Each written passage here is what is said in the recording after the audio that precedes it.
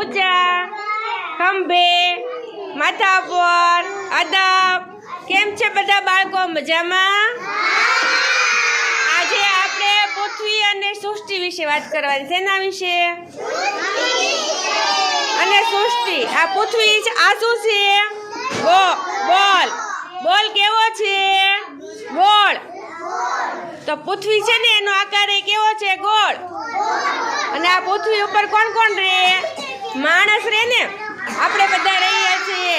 પછી પશુ પક્ષી પાણી એ બધા રહે છે ને.